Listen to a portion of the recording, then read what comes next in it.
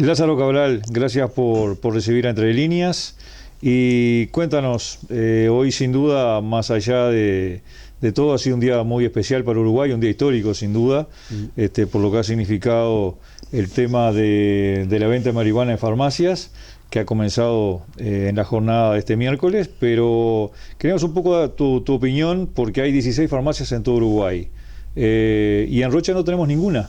Digo, ¿cuál es un poco el motivo desde el punto de vista de ti como un verdadero referente en el ramo de que eso suceda? Bueno, el tema tiene varias aristas. Es decir, no es solo Rocha que no tiene. Hay 11 departamentos que no tienen. 11 departamentos que tienen. Uh-huh. Quiere decir, somos 19. Faltan unos cuantos. Y si tú te pones a mirar, por ejemplo, en el listado del IRCA, Maldonado, por ejemplo, tiene una, con toda la cantidad de pueblos y villas y villorrios que tiene Maldonado, y está en Las Flores, allá en la Ruta 10. Mismo Canelones, con todo ese entramado de pueblos santos y no santos que tiene, sí, en 2 lugares. Paysandú, que es grande, tiene 2. Bueno, está. Ahora bien, Montevideo, son 4. Cuando recién se comenzó a hablar del tema, bueno, había mucha gente interesada, alcanzaron a ver cerca de 300. No te olvides que estamos hablando de 16 en 1100. Y la farmacia en realidad no es la pelea de ellos buscar cambiar una cosa por otra. La pelea de nuestra, de todos los tiempos, con más o menos suerte, pero en general con menos suerte, ha sido el mercado ilegal de medicamentos, es decir, que se venden medicamentos en cuanta cosa, feria, boliche, esto, aquello, sin ir contra nadie, pero no es el lugar adecuado. Y el medicamento, los precios que la industria le hace al mutualismo, es decir, que quedamos en una desventaja notoria.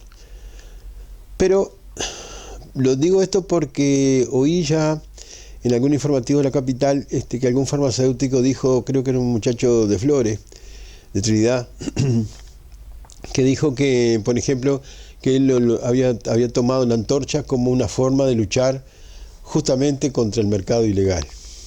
Que ya que aparecía tanta como bueno, entonces, pero no porque pretendiera esto ni aquello, ni quedar millonario, en fin. Ahora, la historia es un poco larga, desde que se empezó a hablar esto antes del año 14, que fue cuando se firmó el decreto, que ya veníamos con un tema de que, por ejemplo, en un país donde estaba prohibido prácticamente fumar hasta dentro del auto, que se liberara la marihuana. Es decir, la marihuana tiene sus aristas. Y ahora, el tema es que la marihuana se ha liberado, entre comillas, desde el punto de vista social, pero no justamente desde el punto de vista medicamentoso, porque nadie piense que se le van a ir los dolores de nada. Es decir, contra los dolores son los aceites de cannabis. Y los aceites de cannabis hace rato que el Ministerio de Salud Pública viene tratando de armar un protocolo y no sale nunca. Que eso no tengo ningún inconveniente en venderlo, como vendo tantos medicamentos, ni yo ni todos los que habrán dicho que no. El aceite de cannabis, que en muchos países está, porque no es solo el tema de lo social. El tema es justamente para donde sirve verdaderamente, que es para aliviar dolores de gente que está con problemas de cáncer y otro tipo de problemas de dolores fuertes, etcétera, etcétera. Que en eso sí está demostrado el uso, digamos, el uso para lo que sirve el cannabis, que es el aceite de cannabis.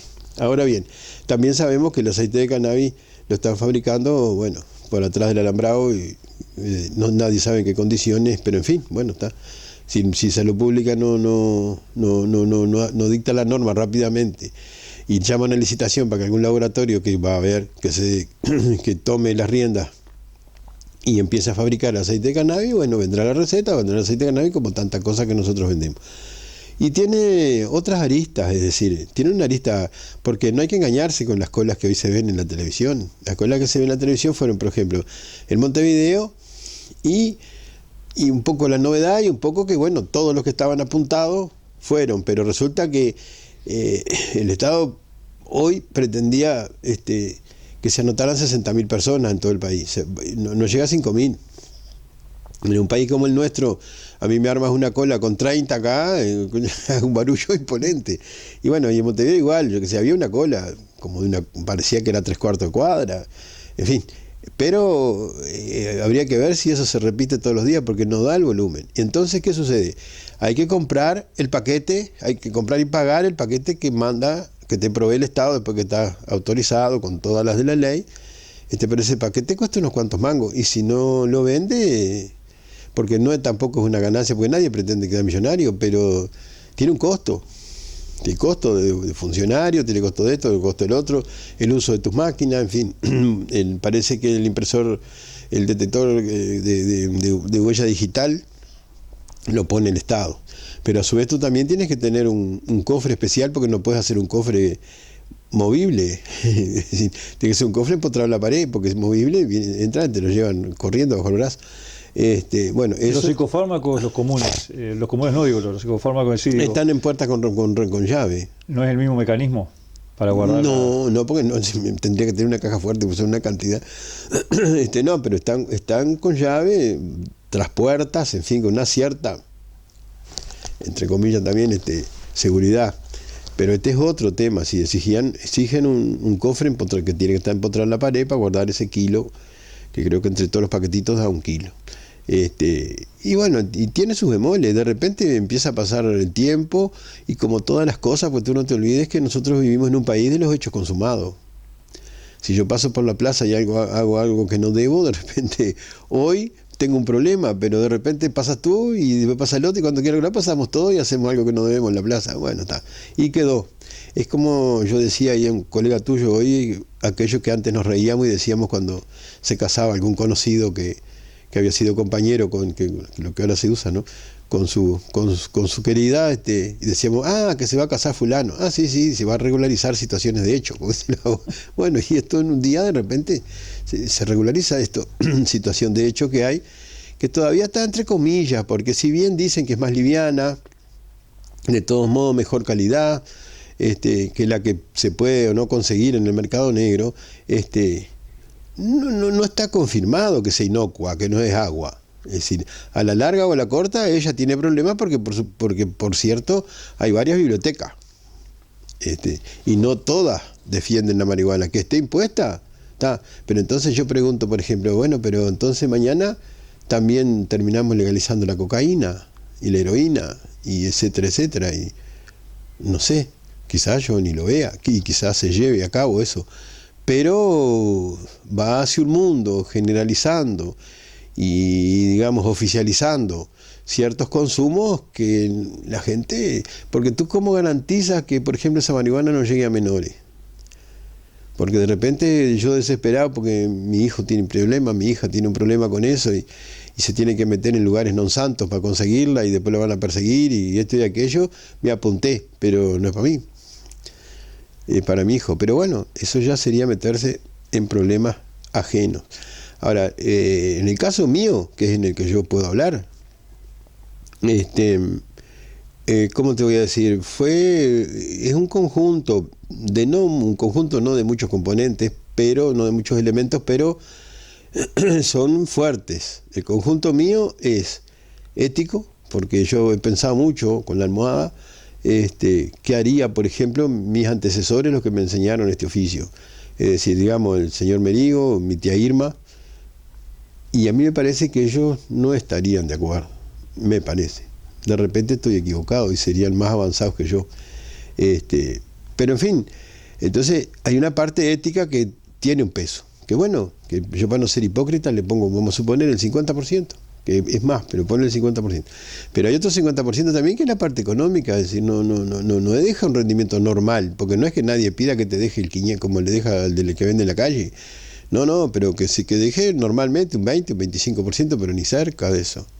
Y tú te obligas a un montón de cosas, y yo no sé si mañana cerebros que no están prontos van a entender esto, de que tiene que estar anotado y registrado en tal lado, o que es con el dedo, o que ya llevó su porción de la semana o del mes, no me acuerdo bien cómo es ahora, y ya no le toca más, que es de las 8 hasta las 20, y que de repente te aparece ese porque tú estás habilitado a vender a las 24 porque estás de turno y le tienes que vender, y no puede, porque es imposible, ¿no? Primero que no, el sistema no deja porque el sistema cae. De Montevideo el sistema cae del IRCA, el sistema a las 20 horas se cierra las ventanillas y no corre más.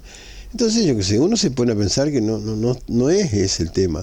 La lucha de la farmacia no es esa, no es entrar a conseguir cosas raras, que por las dudas, porque si no, al fin y al cabo, la farmacia como tiene digamos, está caratulada como un lugar serio donde no se venden psicofármacos sin receta, donde se tiene cuidado, donde a cada rato le estás diciendo a la gente, ojo, no tomen antibióticos a lo loco, porque esto no es así, crea resistencia, en fin, pero seguro. Pero después tú ves que se vende el antibiótico en todos lados, porque hay ferias con mesitas con medicamentos para vender, y en fin, y entonces esa es la lucha, por ejemplo, que el Ministerio luchara contra lo que debe luchar, y a su vez hay una lucha que no tiene nada que ver, quizá tal vez el Ministerio, pero yo que anduve en esas peleas sé muy bien el tema que pasa con las diferencias de precios que los laboratorios le venden al mutualismo, con el cuento de que el mutualismo compra en grandes cantidades, sí, pero nosotros pagamos. Es decir, tú pagas cuando vienes acá y después el farmacéutico pasa porque cobra caro, pasa por ladrón, pasa por esto, aquello, pero si robara para él, bueno, está, pero no roba para él. Yo te estoy hablando con el alma en la mano, es decir, la cruda y dura realidad, no es que...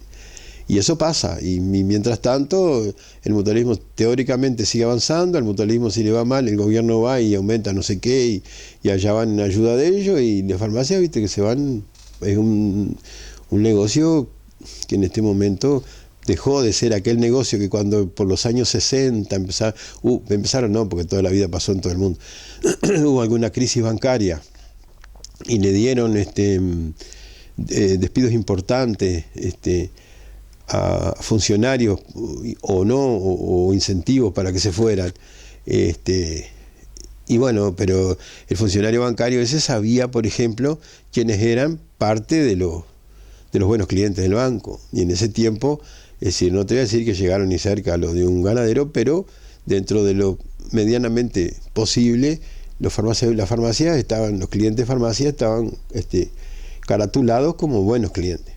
Entonces, los locos con esa plata salieron a comprar, sobre todo en Montevideo. ¿Y qué pasa? Fue cuando empezó el famoso lío de los descuentos, al barrer.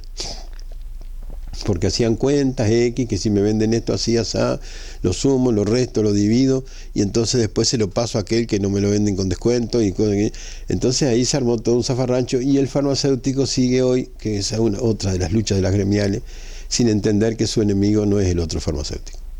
El otro farmacéutico es un rival comercial, como cualquier comercio, como el tendero con el otro tendero, el zapatero con otro zapatero. De ahí a que sea el enemigo, no. El enemigo del farmacéutico no es el otro farmacéutico. Y eso lo tengo clarísimo. Porque lo tengo claro por hechos, es decir, que me han pasado en la vida, y por cosas que he visto y vivido recorriendo este país de punta a punta con el famoso Asociación de Farmacias, y etcétera, etcétera. Y tú te das cuenta que los problemas de fijar el blanco, los farmacéuticos aún hoy les cuesta fijar el blanco. Es decir, tiran, pero no le tiran al blanco que le deben tirar. Tú mencionabas recién, hay más de 1000 farmacias, fueron 16.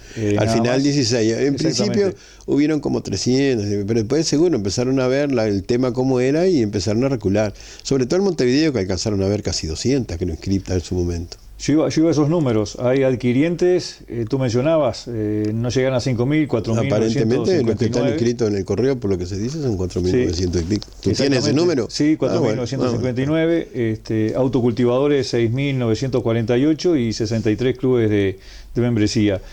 Tú de esas 16 farmacias, ya con tu experiencia, siendo un verdadero referente en esto, ¿te esperabas ese número o esperabas un poco más o un poco menos? No sé, honestamente no tenía idea. Sabía por lo que más o menos se sondeaba, porque yo tenía en contacto con colegas, en fin, y mismo en la gremial y todo eso, que el avance aquel, digamos, desaforado, como quien abre un grifo, había sido el Montevideo, que para nosotros presentarse 200 de un tirón era...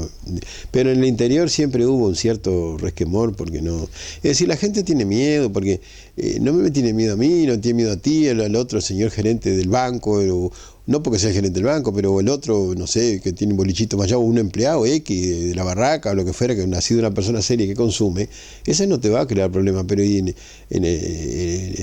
los que se inscriben en el correo no te clasifica. Es decir, puede venir gente que, yo qué sé, o no. Digo gente en el sentido no que sea mala, sino que esté tomado por el tema. Entonces ese no va a entender de repente realidades, ni va a entender de que son 40 gramos cada no sé cuánto, y de repente no va a entender que se le terminó eso, o no va a entender que de repente no tiene plata, porque entonces va al contado, o no va a entender, yo que sé, unas cuantas, o que está fuera de hora. Uh-huh. ¿Han hablado de este tema los farmacéuticos rochenses o no hay diálogo, no hay reuniones? No, antiguamente hubo hasta un centro de farmacia que yo te iba a contar una anécdota jocosa. Es decir, cuando mi tía Inma se hizo cargo de esto, el señor Merigo, me acuerdo, nos dijo dos cosas: que nos teníamos que asociar al centro comercial, porque eso tenía que ser así, y que nos teníamos que asociar al gremio de los farmacéuticos. Bueno, sí, esto no gremio, no, está. Bueno, pues yo empecé a ir a unas reuniones, ese tiempo en la calle Maldonado, y aquello era interesante, lo que venía a ver, a hablar con unos, con otros, y en ese momento acá, es decir, cuando yo tenía 21, 22 años, cuando había reunión que citaban de allá, me habían nombrado delegado. Entonces, ¿qué pasa? Hacían una coleta más o menos para lo que valía un taxi de la Honda hasta el Palacio de la Cerveza, que era donde se hacían las reuniones, las asambleas, que ahora te voy a decir otra anécdota de ahí cortita, y el taxi de volver, digamos, y algo para que comieras algo. Y hacía una coleta entre todos, se dividía tanto, dale, yo sé, X plata, y me daban la plata y yo salía para allá, representaba, votaba, venía y contaba lo que había pasado allí, relataba. Y después se fue disolviendo con el tiempo, esa cosa. Es decir, en el momento actual, yo por lo pronto me doy con todo el mundo y creo que todos se dan con todo, pero hay una cierta distancia, cuesta porque, ¿qué pasa? No hay que ofrecerle, porque lo único que tú podrías ofrecer bien sería, bueno, que de una buena vez por todas el ministerio se pusiera los pantalones y empezara a tratar de perseguir al que tiene que perseguir, a todos los que venden en negro, que venden cualquier cosa. Pues no se sabe si está vencido, si no está vencido, venden de repente antibióticos de 2 de 3 pastillas, lo cual es un disparate, etcétera, etcétera. Y el otro tema, ofrecerle, vamos a suponer, si un día dijeran, bueno, miren que el 15% de lo que de la industria le vende al mutualismo, que no necesariamente digo la Comero, digo el mutualismo en general, en todo el territorio nacional, se consigue de nuevo para las farmacias, que si bien es cierto, las farmacias han tenido culpa, porque en aquellas épocas de mucho respeto y cosas y aquello, que los doctores llamaban, conversaban, consultaban, pero había ¿cómo te voy a decir? Los farmacéuticos los agarraron durmiendo unas cuantas cosas. Y en aquellos tiempos la farmacia en general, porque siempre hay la excepción que confirma la regla, estaba relativamente en un negocio que funcionaba normal. Entonces fueron apareciendo cosas que le fueron recortando el bolo alimenticio. Entonces el bolo alimenticio se empezó a recortar, pero a su vez no era más sustancioso, porque tuviste que los astronautas llevan una pildorita que pesará 5 gramos, pero vale por un plato de guiso.